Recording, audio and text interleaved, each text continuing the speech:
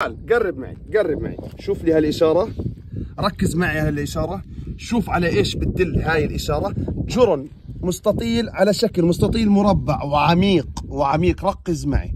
يعني أنا هذا تقريبا 100 فيديو صرت عامله على هذا الجرن. شوف على إيش بتدل. بدل على بئر روماني، العمق تقريبا من 15 ل 20 متر. ارفع وقف، شوف غطاء البئر حتى تتعلم وتشوف وتحفظ كيف شكل الغطاء. الغطاء بيكون على شكل حجر، لكن انت بتمرق من امامه زي الضيوف الكرام وما بتعرف انه في تحتيك بئر. انتبه من هذه الصخرة وانتبه من هذا البئر.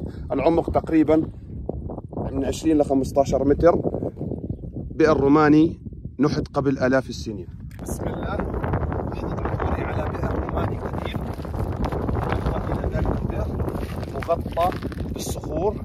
طبعا مع الشتاء مع تضاريس التربة فكت المكان وفتح هذا البئر. لسه البئر هذا يا اخوان بكر، ما حدا صابه وما حدا فتحه، وهذا فتح على يدي. نعم يا اصدقائي انه بئر روماني. يا الهي كم عمق هذا البئر يا اخوان، تقريبا من 50 ل 35 متر العمق. انظروا يا اخواتي، انتظر يا صديقي، انظروا، قرب الجهاز، انظر. يا الهي كم عمق هذا البئر. نعم يا اخواتي، قاموا بوضع هذه الصخرة الكبيرة عبارة عن تمويه لهذا البئر. طبعا هم كانوا يعملوا غطاء البئر دائري، لكن في المكان هذا عملوه على شكل طولي، ومن ثم وضعوا هذه الحجارة وقاموا بتغطية هذا البئر. لكن البئر هل هو للماء أم للدفن؟ لا يا أصدقائي، هذا ليس للماء بل للدفن. يوجد سرداب يخرج إلى ذلك البئر العميق. يا إلهي ما مر علي بئر بجمالية هذا البئر. طبعا هذا ليس لمحبين الكنوز والدفائن، لا، هذا لمحبين العالم القديم. انظروا للجمالية، انظروا للنحت، انظروا إلى ذلك البئر الجميل الرائع الذي نحت قبل آلاف السنين. بعده زي ما هو. تابعوا الفيديو للنهاية، يوجد أشياء ومصائب.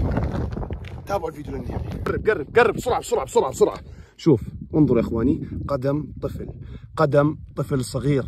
هذا القدم الطفل يا اخواني يدل على شيء غريب. انظروا الى ذلك القبر. القدماء وضعوا هذا القبر لطفل صغير ووضعوا هذه الإشارة.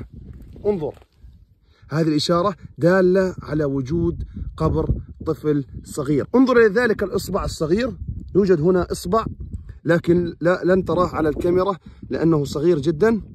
هذا الإصبع يدل على أنه يوجد قبر طفل صغير. إنها خارطة. تعال انظر. تابعوا الفيديو للنهاية ولا تنسوا متابعة هذه الصفحة لكي تستفيدوا من الشروحات والإشارات. طبعا يا إخوان، مفاجأة ثانية، بئر ثاني، العثور على بئر ثاني. لكن ماذا؟ شوفوا الإشارة على ايش اللي وضعوها لحتى تدل على هذا البئر.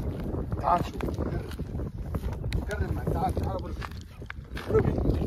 شوف كم عمق هذا البئر. انت انزل ورجيهم. يا إلهي كم عمق هذا البئر، تقريبا من 20 ل 25 متر. لكن الغطاء اللي وضعوه هذا، كيف شالوه هذا؟ كيف وضعوا هذا الغطاء يا ابو ربحي؟ يا اخي هذولا مجانين، القدماء للامانه مجانين. انظروا لذلك التمويه، لكن التمويه يوجد عليه اشاره.